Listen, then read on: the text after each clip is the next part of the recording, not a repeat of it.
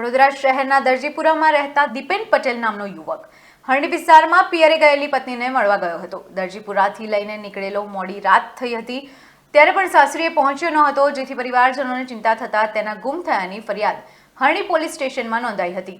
પોલીસે તેની શોધખોળ કરી રહી હતી ત્યારે તેના ત્રીજા દિવસે દીપેનની કાર અનગઢ ગામ પાસે મહીસાગર નદીમાંથી મળી આવી હતી।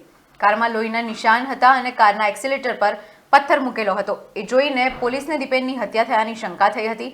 તેના 2 દિવસ બાદ કાલોલ કનેટિયાની નર્મદા કેનાલમાંથી દીપેનની લાશ મળી આવી હતી।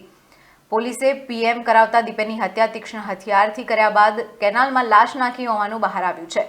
કેસની શરૂઆતથી જ પોલીસને દીપેનના મિત્ર હાર્દિક પ્રજાપતિ પર શંકા હતી, જેથી શંકાના આધારે તેની કડકાઈથી પૂછપરછ કરતા ભાંગી પડ્યો હતો।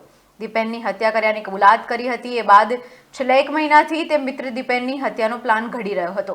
દીપેનની હત્યા કરવા માટે મરચાની ભૂકી અને કટર તે સાથે રાખતો હતો અને પ્લાનિંગ મુજબ હાર્દિક સમા વિસ્તારમાં જવાનું કહી દીપેનની કારમાં બેસી ગયો હતો। ત્યારે ગોલ્ડન ચોકડી તરફ અવાવરૂ જગ્યાએ કાર ઊભી રખાવી દીધી હતી। ત્યારબાદ દીપેનના મોઢા પર મરચાની ભૂકી નાખી ગળા પર કટાર મારી તેની હત્યા કરી હતી। લાશને તેને કેનાલમાં નાખી દીધી હતી।